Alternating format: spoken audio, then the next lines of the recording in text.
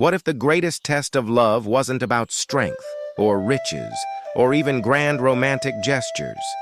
What if it was something far simpler, yet infinitely more difficult to achieve? This is the story of a woman who dared to find out, and in doing so, created a legend that would be whispered for generations. It's a tale that proves true connection isn't found in what a person has, but in who they truly are. Deep in the heart of a sun-drenched land, nestled among towering baobab trees whose ancient branches seemed to touch the sky, there was a quiet village. And in this village lived a woman named Nia. Her beauty was the kind that artists tried to capture and poets wrote about. It was said the moon itself would pause to gaze upon her. But her mind was even sharper than her features were lovely. News of Nia's grace and intelligence traveled on the wind, carried from one village to the next, and soon a long line of suitors began to arrive at her doorstep. They came from all corners of the land. There were powerful warriors, their muscles coiled like pythons, who boasted of battles won and beasts slain. They laid trophies at her feet, the skins of leopards and the tusks of great elephants, believing their strength would win her heart.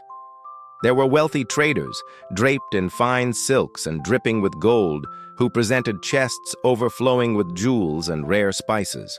They spoke of vast fortunes and promised a life of unimaginable luxury, certain their riches would be irresistible. Even mighty chiefs, men who ruled over vast territories, came to seek her hand. They spoke of power, of influence, and offered her a place by their side, a queen to their king. Each man presented his case with a flourish of confidence, his voice booming with pride. They saw Nia as the ultimate prize, a beautiful jewel to be added to their collection of accomplishments.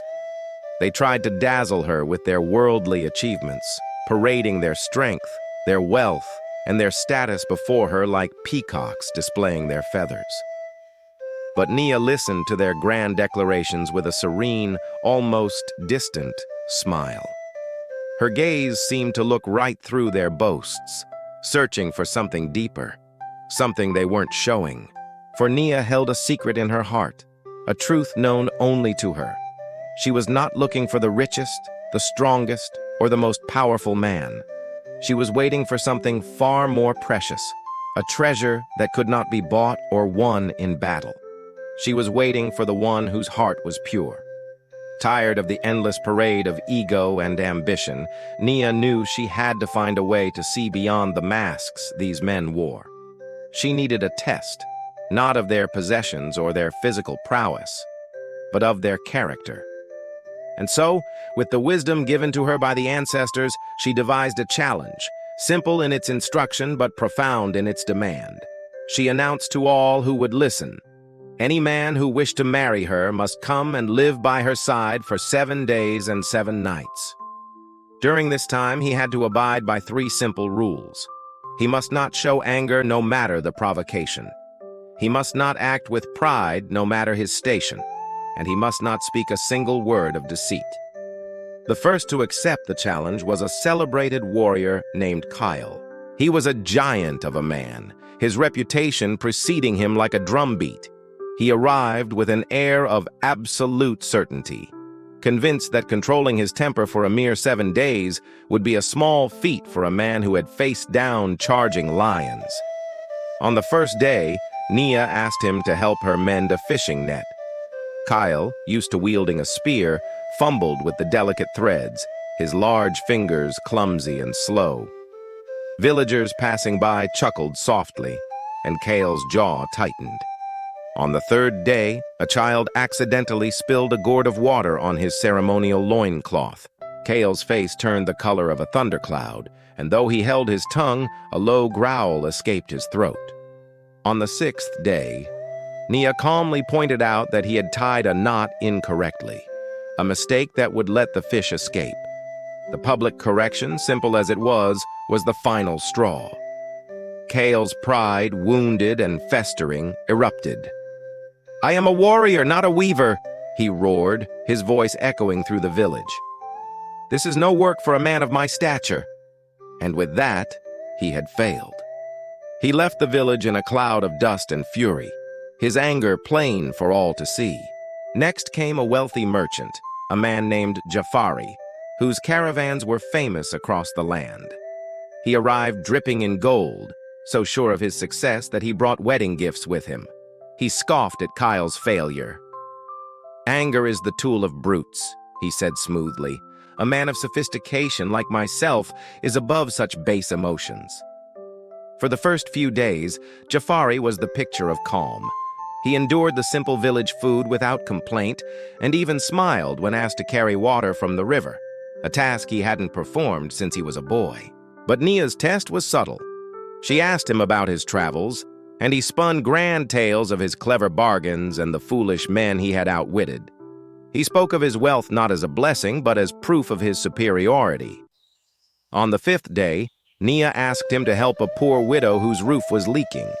Jafari agreed, but as he worked, he loudly proclaimed how much the materials were costing him and how his valuable time was being spent on such a lowly task. His charity was a performance, his kindness a transaction. Nia saw the pride and deceit in his heart, masked by a thin veneer of generosity. He had not shown anger, but he had failed the other two tenets. He was dismissed, confused, and indignant.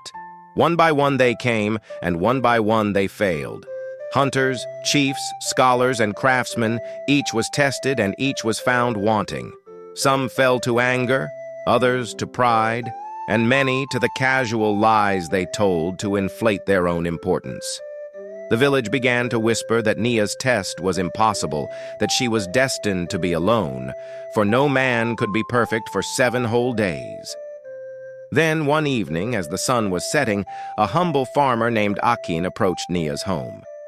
He owned no great wealth, commanded no armies, and wore simple, earth-stained clothes. He did not boast or make grand promises. He simply stood before her, his eyes clear and steady, and said, "I have heard of your test. I will try." The villagers watched, shaking their heads. If chiefs and warriors had failed, what chance did a simple farmer have? For the next 7 days, Akin lived by Nia's side. He spoke little, but he listened much. When Nia asked for help in the garden, he worked with a quiet dignity, his hands knowing the soil as if it were an old friend. He did not complain about the heat or the hard work.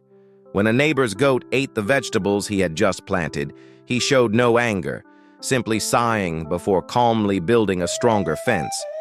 When other men mocked his simple clothes, he did not rise to the bait or defend his pride. He just smiled a little, as if their words were distant noises that had nothing to do with him. Nia watched him closely. She saw how he shared his meager lunch with a child who was hungry.